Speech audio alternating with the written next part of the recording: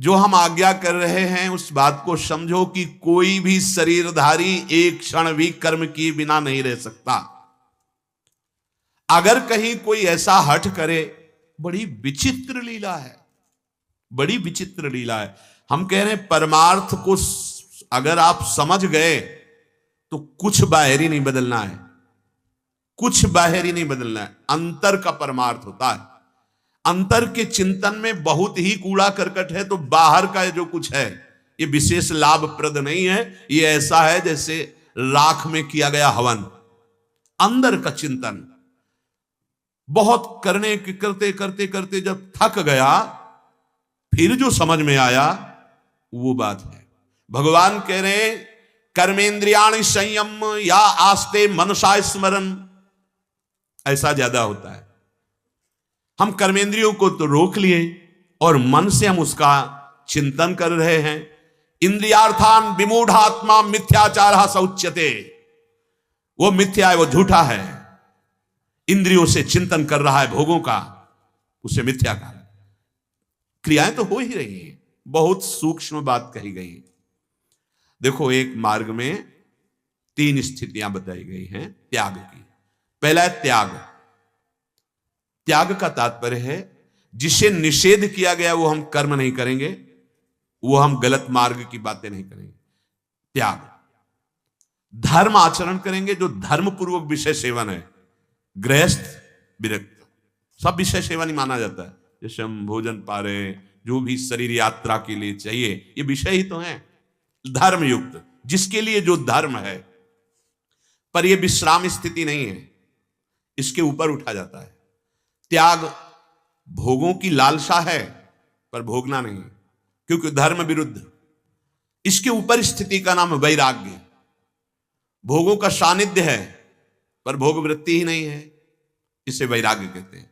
और एक इसके ऊपर स्थिति आती उपरति, कि इनको भोगा जाता है, ऐसी स्मृति ही खत्म हो गई, क्योंकि अपना आराध्य तत्व दिखाई दे रहा है, चाहे स्त्री हो चाहे पुरुष, सब में प्रभु। बड़ा चमत्कार है इस भाव का। बड़े भाग्यशाली जन है जिनको ये भाव प्रारंभ कर दिया है, सब में मेरा प्रभु। बड़े भाग्यशाली। देखो, हमको तभी कोई भ्रष्ट कर सकता है जब हम प्रभु से विहीन वहां देखेंगे।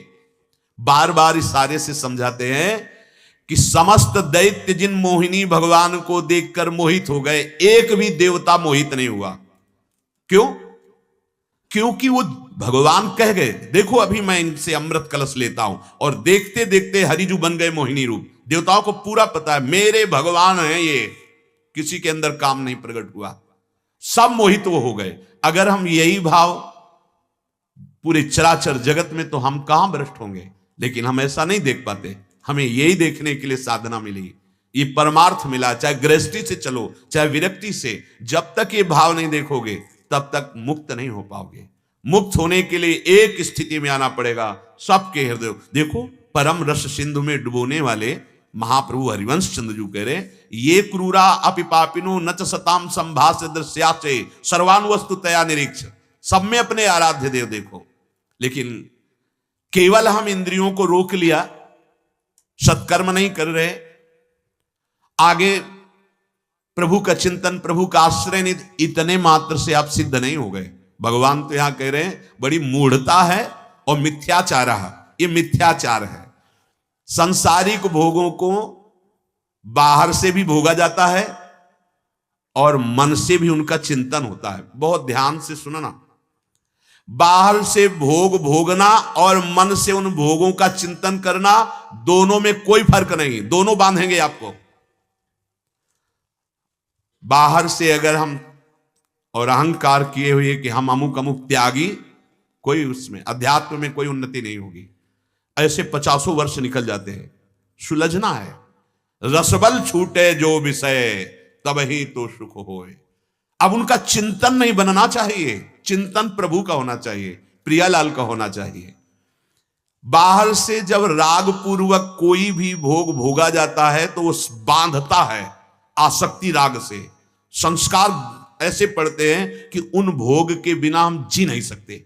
यही विष है भोगों में, ये बांध लेता है। यही जन्म जन्मांतर आज तक हमें चक्कर चलाता रहा है। ऐसे जन्म मरण, इस योनि में इस योनि में, ये चक्कर यही चला रहा है। कौन? राग। जो राग पूर्वक भोगों को भोगा जाता है क्रिया रूप में, वो हमको बार बार जन्म मरण में ले जा रहा है। अब आगे कह रहे, जैसा बंधन राग पूर्वक भोगने पर है, अब आपने रोक लिया नहीं भोगूंगा, लेकिन मन से उसका आप चिंतन करते हैं, वैसे ही ठीक आपके भोगों का जो रस भोगने में, वो रस चिंतन में आप ले रहे हैं, तो आपकी दुर्गति वैसे ही पक्की है। इंद्रियार्थान विमूढ़ात्मा मिथ्याचार स उच्यते, उसे पाखंड कहते हैं, उसी को दंभ कहते हैं। बाहर से तो आप ऐसे, अंदर क्या चल रहा है? खास बात अंदर के चिंतन की है। ये भगवान बोल रहे हैं जो इस माया को रचा है, और इस माया से मुक्त होने का उपाय केवल वही जानते हैं, वही बता रहे हैं। ध्यान पूर्वक सुनिए। जब हम किसी भी भोग को, आहा बड़ा सुखद, चाहे जिस इंद्री का भोग हो, वो सुखद नहीं हो, तुम्हें बांध रहा है आसक्ति में, सच्ची मानी है। चाहे जितने विद्वान हो, चाहे जितना शास्त्र ज्ञान हो, अगर आप भोगों को राग पूर्वक भोगते हैं तो गुलामी से मुक्त नहीं हो सकते, इन द्वंद्वों की पीड़ा से मुक्त नहीं हो सकते, आवागमन से मुक्त नहीं हो सकते। बाहर से भोग भोगना जितना बंधन कारक है, ठीक उतना ही अंदर से चिंतन करके उसका रस लेना। और सही पूछो तो बाहर भोगों में सुख नहीं, अंदर चिंतन में जो तुमने सुख चिंतन किया, वही तुम्हें बाहर अनुभव में आ रहा है।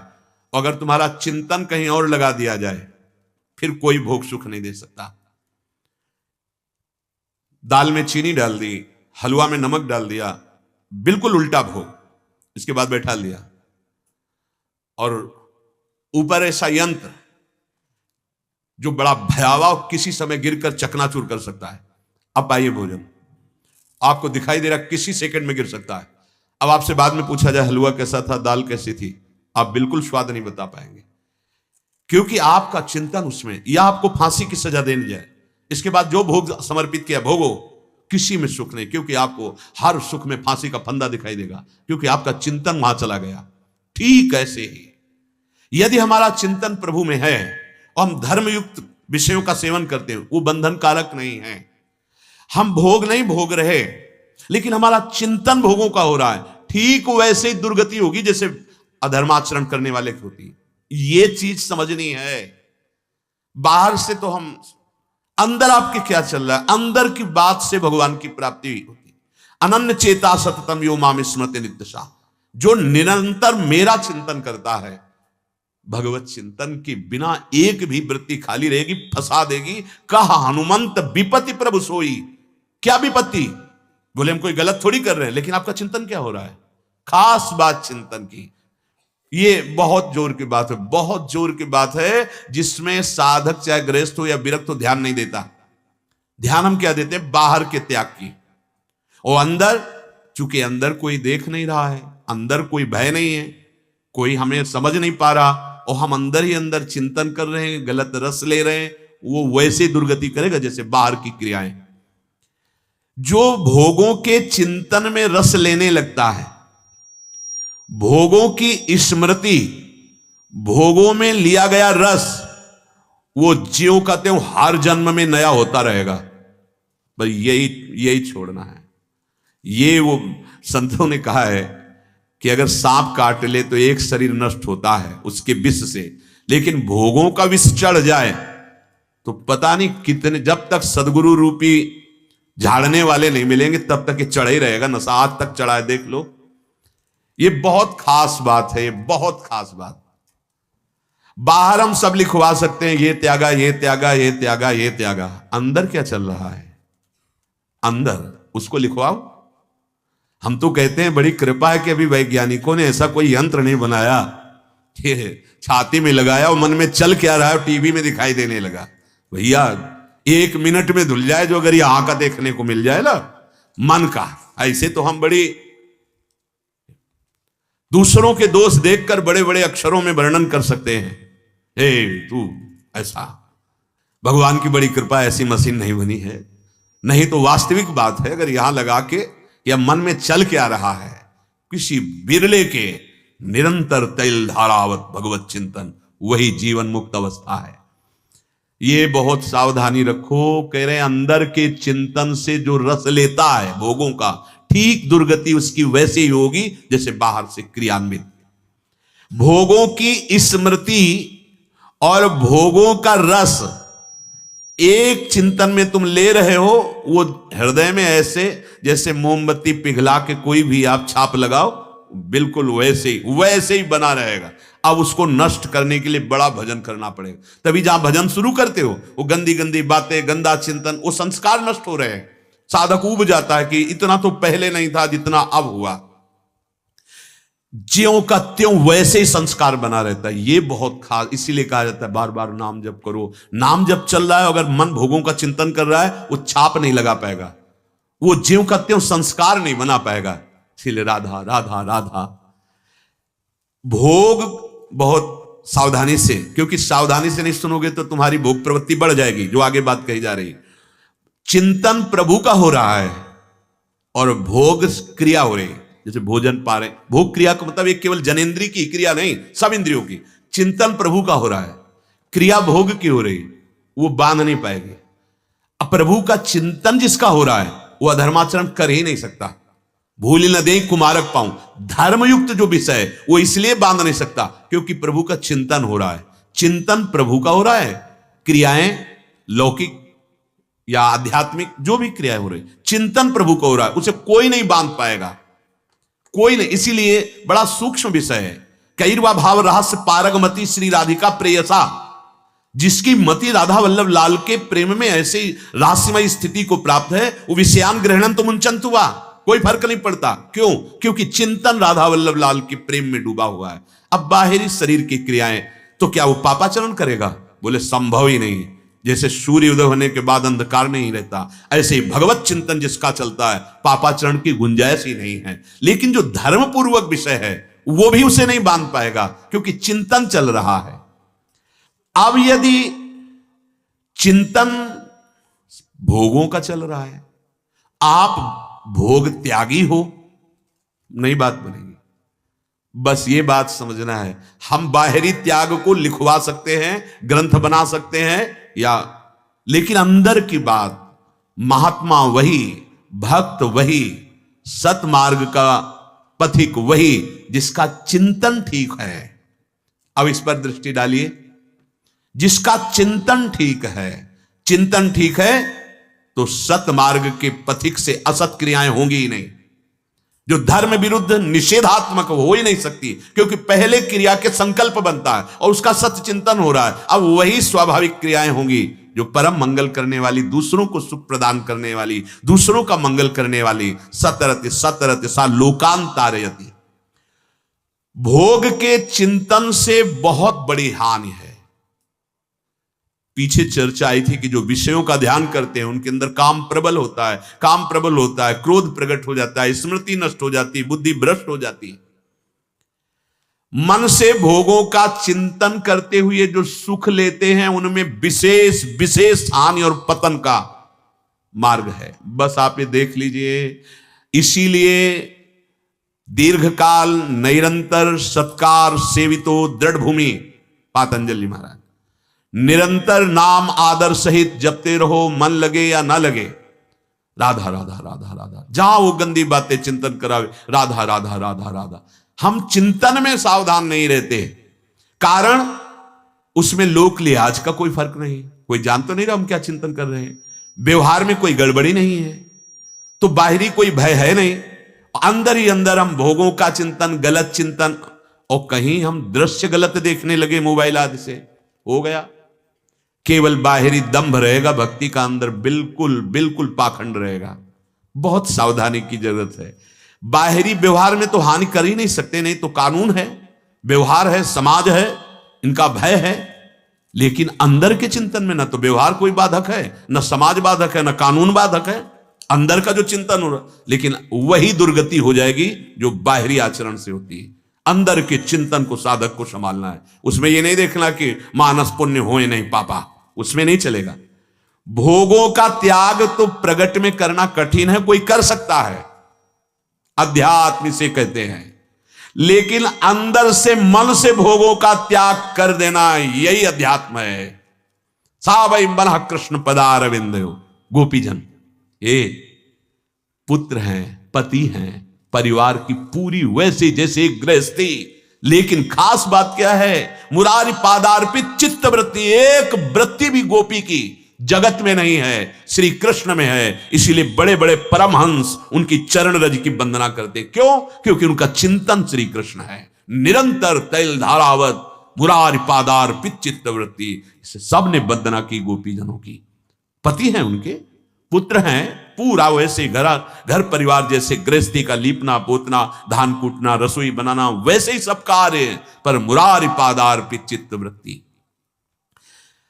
मन से भोग भोगने का विशेष अवसर साधक को मिलता है। कोई जानता नहीं है, व्यवहार में कोई गड़बड़ी नहीं, कानून का भी इसके ऊपर शासन नहीं, तो खूब मनमानी चिंतन कर रहा है बैठे होश में। ये बाहर का आपका परिवेश बचा नहीं पाएगा आपको नष्ट होने से, अंदर का आपका चिंतन। इसीलिए जगह जगह भगवान ने ऐसा अभ्यास करो कि तुम्हारा चिंतन ठीक हो जाए। अभ्यास योग युक्तेन चेतसा नान्यगामिना। भाई बचो, इस चिंतन से बचो। चिंतन से बचने के लिए चिंतन ही है और कुछ नहीं। नाम का चिंतन करो, प्रभु की लीला का चिंतन करो, किसी संत महापुरुषों के चरित्रों का चिंतन करो, बड़ी सामर्थ्य आएगी। खाली मत रहो। कई बार कहा है कि एक ही पद याद कर लो चतुरासी जी का और 1000 बार उसको गाओ, देखो आप चमत्कार क्या होता है। अक्षर अक्षर में श्यामा श्याम विराजमान है, अक्षर अक्षर में श्रीमद चतुरासी जी के एक पद को याद, बनी श्री राधा मोहन जी की जोरी, यही गुनगुनाते हो। एक प्रसंग आता है, महाप्रभु हरिवंश चंद्र जी लता भवन में विराजमान थे। एक ग्वारिया माठ का ये पद उसको याद हो गया था, बनी श्री राधा मोहन जी की जोरी, इंद्र नीलमणि श्याम मनोहर सात कुंभ तन गोरी। एक ही पद याद, और वो ऐसे ही राग में आलाप आलाप कर गौ में चला था और बार बार इसी पद का गायन करता। पीछे से नूपुरों की ध्वनिश तो देखा प्रियालाल, जो प्यारोढ़ुम क्षमते न यच्छिव सुकादे नाम ध्यानगम, वो प्रभु पीछे। नाम बाणी जहां श्याम श्यामा तहां। आप चतुरासी जी गा रहे हो, आपके पास श्याम श्यामा है, गाते रहो, नेत्र ठीक हो जाएंगे, आप देख लोगे। पीछे मुड़ा, साष्टांग लौट गया चरणों में। प्रभु ने कहा मुझे बहुत भूख लगी। प्रभु क्या करें? आज हमारा कढ़ी चावल खीर फुल्का, ये पानी की चाय। जाओ लता भवन में, वहां मदन में हरिवंश चंद्र जो विराजमान, उनसे कह दो। वो गया, पता लगा के महाप्रभु से कहा प्रियालाल भूखे हैं। और वो ये कहा आपको कैसे?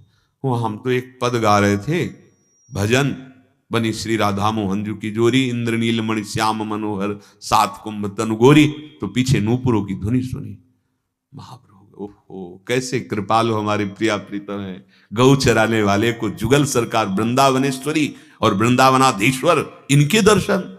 चलो चलो, तत्काल प्रभु ने रसोई तैयार की और जाकर प्रियालाल को भोग लगा। ये वाणी जी साक्षात, अगर एक बार चतुरासी जी का पूरा गायन तो 84 लाख योनियों में नहीं जाना पड़ेगा, और इन्हीं नेत्रों से प्रियालाल का साक्षात्कार होगा।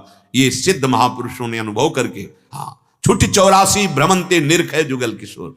हमारी अंदर की चिंतन वृत्ति चले, एक एक मिनट एक एक क्षण नाम में, मंत्र में, लीला गायन में बहुत सावधान, चिंतन गलत ना होने पावे। नहीं, जिसको लगता है कि हम कोई गलत तो करते नहीं, तो यहां वर्णन कर रहे हैं कि बाहर के भोगों से जो दुर्गति होती वही अंदर के चिंतन से होती है, परमार्थ की प्राप्ति के लिए है। इसलिए साधक को तन से तो सावधानी रहना है, मन से भी भोगों का चिंतन करके रस नहीं लेना। तो रोक नहीं सकते, वो मन भोगों का चिंतन करेगा तो उसके संस्कार ना पड़ने पावे। इसलिए राधा राधा राधा, राधा वल्लभ श्री हरिवंश, राधा वल्लभ श्री हरिवंश, यदि नाम चल रहा है वो संस्कार नहीं डाल पाएगा और नष्ट हो जाएगा। बार बार उसकी वृत्तियां जब नष्ट हो जाएंगी तो मन खाली हो जाएगा, मन निर्मल हो जाएगा, और जो नाम जप कर रहे हो उसी में रूप समा जाएगा। मन रूपी दर्पण जब स्वच्छ हुआ तो देख पाए प्रियालाल वही विराजमान है। वास्तव में साधक वही है जिसका निरंतर भगवत चिंतन चलता है। विषय चिंतन होने ही ना पावे। लेकिन अगर होता है तो हमको डरना नहीं है, हमको उसमें सुख भोगना नहीं, चिंतन में डूबना नहीं। हमें नाम रटन छूट गई तो हानि हो गई। हानि हरिवंश के नाम अंतर पड़े। ये महापुरुष जन बहुत सूक्ष्मता से देख के वर्णन कर रहे हैं। जैसे कहा हनुमंत विपत्ति प्रभु सोई, जब तो सुमिरन भजन न हुई। फंसा देगा मन किसी न किसी भोग चिंतन के सुख में। अगर नाम चल रहा है तो उसको बहुत बुरा लगेगा, वो जलन पैदा करेगा। जो हम आपको दिखा रहे हैं इसको देखो और इसका मनन करो और इसका रस लो। अगर आप सावधान हैं तो रस नहीं दे पाएगा, क्योंकि रस है ही नहीं। नाम उसको मिटा देगा, अशुभ संस्कारों को, अशुभ चिंतन को। श्री भगवान करे यस्त्विन्द्रियाणि मनसा नियम्यारभते अर्जुन कर्मेन्द्रियैः कर्मयोग मशक्तः सा विशिष्यते। हे अर्जुन, जो मनुष्य मन से इंद्रियों पर नियंत्रण करके आसक्ति रहित होकर निष्काम भाव से कर्मेंद्रियों के द्वारा दूसरों को सुख पहुंचाने वाले कर्म करता रहता है, वो श्रेष्ठ साधक है। ध्यान दीजिए, आसक्त होकर के उसकी फलाशक्ति में बंध करके कर्म करने वाला बंधन को प्राप्त होता है। मेरा कर्तव्य है, हम इससे चूक जाते हैं। जैसे पत्नी, तो पति के प्रति कर्तव्य। तो क्या पति इतना बड़ा स्वामी है कि उसको पत्नी के प्रति कोई कर्तव्य नहीं? ध्यान देना है। बहू सास के प्रति तो सास का क्या कर्तव्य है? उसको कटु वचन बोले, उसको क्लेश देती रहे। सबका अपना अपना कर्तव्य है। यदि आप अपने कर्तव्य से युक्त हैं और भगवद आश्रित नाम जप करें, आपको भगवत प्राप्ति होगी। ये जो परिवार में कलह है, क्लेश है, अशांति है, जो हृदय में अशांति है, हम अपने कर्तव्य का पालन न करके दूसरे से कर्तव्य कराना चाहते हैं। तू मेरी बहू है, मेरे लिए तुझे ऐसा कर। तो तू मां है, तू हमारी बड़ी बुजुर्ग है, तेरे को ऐसा प्यार देना चाहिए जैसे मां अपनी बेटी को देता है। अपनी बेटी से ऐसा बर्ताव। हम अपनी अपनी जगह सब चूक कर, जहां चूक वहीं अशांति, वहीं क्रोध, हिंसा, नाना प्रकार के दुख। ये भगवान की वाणी है। अपने अपने कर्तव्य का ठीक से पालन करो, दूसरे के कर्तव्य की तरफ मत देखो। जैसे हम अपने कर्तव्य का जब पालन कर रहे हैं, मानो पुत्र हैं या बहू हैं या पति हैं या पत्नी हैं या माता पिता हैं, जो भी हैं, अब हमको ये सामने वाले के कर्तव्य, हम इतना अच्छा व्यवहार करते हैं, ये कड़ुआ व्यवहार करें, वो कर रहे हैं, लेकिन आप उसके कर्तव्य को देखेंगे तो अपने कर्तव्य से आप हट जाएंगे। हमें अपना कर्तव्य देखना है। तुम जैसा चाहो बोलो, जैसा चाहो व्यवहार करो। फिर क्या होगा? भगवान ईश्वर जो देख रहा है उनको अपने आप जलाएगा, दंड देगा, उनको उनका कर्म मिलेगा। आप निकल जाएंगे माया से। पर ऐसा नहीं होता। जब हम थोड़ा सा भी अच्छा कार्य करते हैं तो हमारी आशा होती है कि वो हमारे अनुकूल हो जाए, वो हमारे अनुकूल कर्तव्य करे। ऐसा नहीं होता है। माया बड़ी विचित्र है। आप ठीक से चलोगे, वो प्रतिकूलता देगा। आप सह गए तो आप भगवान की तरफ बढ़ोगे, इन दुखों से निकल जाओगे। प्रार्थना मान लीजिए, भगवान का आदेश है। अपने कर्तव्य कर्म को सिर्फ आप लक्ष्य रखिए। आप जिनके प्रति कर रहे हैं वो आपके प्रति नहीं कर रहे हैं, इसको आप अपने मन में मत लाइए, नहीं तो आप अपने कर्तव्य का पालन नहीं कर पाएंगे। ऐसा प्रायः होता ही है। जैसे बूढ़े माता पिता, आप उनकी सेवा करो। अब आपका कोई रिश्तेदार आएगा तो आप छुप के सुन लेना। कोई बिरला माता पिता ऐसा होगा कि कहे कि मेरा बेटा भगवान ने ऐसा दिया है कि बहुत सेवा करता है। नहीं, सेवा करने पर भी वो निंदा ही करेंगे, पक्का। ये माया का खेल है। अब आपके कान में पड़ेगा कि इतनी सेवा करने के बाद ये ऐसा बोल रहे हैं, तो गुस्सा आएगी। नहीं, अगर गुस्सा आ गई तो आप कर्तव्यच्युत हो जाएंगे। आप चुपचाप शांति पूर्वक उनकी सेवा कर, आप देखिएगा आगे चलकर आपको कितनी शीतलता, कितना आनंद और कितनी भगवत कृपा मिलती है। प्रतिकूलता मिलने पर भी अपने धर्म से डिगे ना, उसे कहते हैं धर्मात्मा, उसे कहते हैं सेवा, उसे कहते हैं निष्ठा। अनुकूलता के लिए सेवा नहीं होती, उसे स्वार्थ कहते हैं। श्री भगवान कह रहे हैं मन से इंद्रियों को काबू करो, नहीं ये आपको परेशान कर देंगी। नियंत्रण रखो अपने आप में, आपको गुस्सा ना आने पावे, आपका कर्तव्य ना छूटने पावे। निष्काम भाव से, मतलब सामने वाले का व्यवहार आपके प्रति कैसा है उसका असर ना होने दीजिए। आप सामने वाले के प्रति ऐसे व्यवहार के समय भी क्या कर्तव्य होता है, सत्संगी हो, शास्त्र स्वाध्याय करते हो तो समझ में आ जाएगा। उस स्थिति में भी आपको धैर्यवान बनना है, आप निकल जाओगे माया के षड्यंत्र से, प्रपंच के बंधन से, मोह के दलदल से आप निकल जाओगे। श्री भगवान कह रहे साधक को, साधक सब साधक है, कोई विषयी साधक है, कोई पाप की साधना कर रहा है, कोई पुण्य की साधना कर रहा है, कोई भगवान की साधना कर रहा है, सब लगे हुए हैं, अपने अपने कार्य में लगे हुए हैं। बस ये समझना है तुम्हारा कार्य क्या है और परिणाम क्या है। जब साधक ठीक से अपने कर्तव्य का पालन करता है, ध्यान दीजिएगा, तो उसके अंदर एक इच्छा जागृत होती है, मेरा कल्याण हो जाए। ये बहुत बड़ी बात। विचार करके देखो कि आपके हृदय में कभी ऐसी इच्छा होती है कि अब उब गया संसार से, अब मैं मुक्त होना चाहता हूं, उब गया विषय भोगते भोगते, अब मैं मुक्त होना चाहता, अब मुझे भगवान कृपा करें और वो मार्ग दें जिससे परमानंद की प्राप्ति होती है, मैं उब गया। ये उसी के हृदय में आता है जो धर्म पूर्वक अपने कर्तव्य का पालन करता है। अधर्मी के हृदय में संसार से मुक्त होने का नहीं, संसार को भोगने की राग वृत्ति बढ़ती है।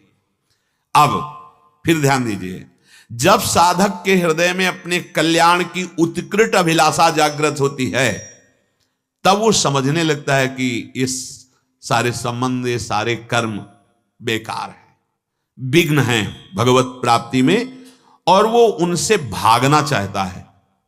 भगवान यहां वर्णन किए कि नहीं, मन और इंद्रियों को शासन में रखकर निष्काम भाव से कर्म करो। पूज्य श्री भाई जी महाराज, जब वृत्ति चढ़ती तो ऐसा ही होने लगता है। पूज्य श्री जयदयाल जी को पत्र में लिखा गोविंदका जी को कि ये जो हमें संपादन की सेवा मिली, हमें इससे बिल्कुल मन नहीं लग रहा। मन कह रहा है गंगा का किनारा हो या एक गुफा हो, रात दिन बस प्रिया प्रीतम का चिंतन करूं, पर आपसे अनुमति चाहता हूं। उनका कदापि नहीं। आपको जो श्री भगवान ने सेवा दी है, ये सेवा लाखों करोड़ों का उद्धार करेगी और आगे भी, अब भी कर रही है, आगे भी करती रहेगी। नहीं, बिल्कुल नहीं। ये पूज्य श्री जयदयाल जी ने भाई जी को एकदम मना किया, नहीं, कदापि नहीं, क्योंकि आप जो संपादन कार्य कर रहे हो, आपकी कलम से लाखों का कल्याण हो जाएगा और होता रहेगा पक्का। जो हमें कर्तव्य कर्म मिला भगवत कृपा से, उसे विघ्न मत मानो। हम यही सब फेल हो रहे हैं। हम सेवा तो करने की भावना रखते हैं, लेकिन अनुकूलता प्राप्त करने के लिए, परमार्थ या भगवत प्राप्ति का नहीं। अगर भगवत प्राप्ति या परम सुख लक्ष्य होगा तो डर लगने लगेगा कि ये हमें गाली दे रहा है, अगर पलट के गाली दिया तो मेरा मार्ग छूट जाएगा। नहीं, मुझे सहना है और इसकी सेवा करनी। ये बहुत कठिन बात है, बहुत कठिन। प्रायः ऐसा होता है सेव्य से अनुकूलता प्राप्त करना। एक संत सेवा करते थे, एक भगवान संत जी आए तो उनको अच्छे से पकवान खीर परोसा, और खीर ऐसे के पर उन्होंने डाल दिया, जो डाल दिया खींच के एक थप्पड़ मारा। उसी गांव में रुके थे। दूसरे दिन फिर वो भगत जी गए, साष्टांग दंडवत की, महाराज जी आज भी प्रसाद पाए। बोले कल एक थप्पड़ लगा था, तुम्हें बुरा नहीं लगा? महाराज जी, ये कोई बुरा लगने की बात है? ये सेवक है, तन मन प्राण आपको समर्पित है, भगवान इसमें क्या बुरा? मुस्कुरा दिए। ये रसिक मुरारी जी बहुत बड़े महान पुरुष हुए हैं, संत सेवा करते। एक संत भगवान बड़े विचित्र रूप में आए, उनका एक पत्तल और लगाओ। उनका किस बात का? परोसने वालों ने कहा आप पा लीजिए। बोले नहीं, जब हम शाम तब हमें भूख लगती है, उस समय हमें कहां खीर पूड़ी मिलेगी, एक पत्तल लगाओ। उनका नहीं लगेगा, ये अभी पालो जो तुम्हें पाना है। झगड़ा होने लगा। वो अंदर बैठे थे, वो बाहर आए, क्या बात हो गई? और उन संत से कहा क्या बात हो गई महात्मा? तो जो परोसा गया था उठाया, वो समझ गए यही यहाँ के प्रधान, उठाया पूरा और उनके मुंह में ऐसे वो ऐसे ले लिया और कहा आहा, आज तक तो जूठन बाद में मिलती थी, आज संत भगवान ने सीधे प्रदान। बिल्कुल गुस्सा नहीं। वही बड़े महापुरुषों में आए। हम जिनकी सेवा करते हैं, भगवान कोई न कोई प्रतिकूलता वहां से हमें देंगे। हमें बिल्कुल नहीं, हमारी परीक्षा हो रही, हम प्रतिकूलता को सह गए तो हमें भगवत कृपा प्राप्त होगी जो महान बना देती है। हमारे अंदर कर्मों का वेग है, आसक्ति और रुचि, ये दो पैदा करती है। कोई भी कर्म करते हैं उसमें आसक्ति हो जाती है, उसके फलों में हमारी आसक्ति हो जाती है, रुचि हो जाती है, वही हमें बांधता है। जिसे कल्याण प्राप्ति करनी है तो कर्म और कर्म फल दोनों भगवान को समर्पित कर दे, ये महान कर्म बन जाएगा और इसका फल होगा आनंद ही आनंद। पर यह कला आती नहीं है। जब कहीं कोई थोड़ा भक्ति करने के लिए सोचता है तो माया ऐसी टांग मारती कि तुम्हारे अंदर नास्तिकता ही आ जाए। विपक्ष है, बहुत जोर का है। यदि सत्संग सुन रहे हो तो मनन करोगे तो आपको नहीं गिरा पाएगी, नहीं तो बहुत। जब हमारे एकांतिक में आते हैं, कहते हैं कि ऐसी श्रद्धा होगी कि एक ही पुत्र था ये 20 साल का और पढ़ाया लिखाया, भगवान ने मार दिया। क्या हमने, तुम्हारी समझ में नहीं आ रहा। यहां जितने सेकंड मिनट के लिए जो आएगा, आप देखो, हम आप मनुष्य हैं, हमारे द्वारा जो कर्म होगा हमें भोगना पड़ेगा, पक्का समझिए। श्री दशरथ जी महाराज भगवान के पिता बनने का सौभाग्य प्राप्त किए। जाकर नाम सुनत शुभ होई, मोरे गृह आवा प्रभु सोई। दशरथ जी से एक अपराध बन गया।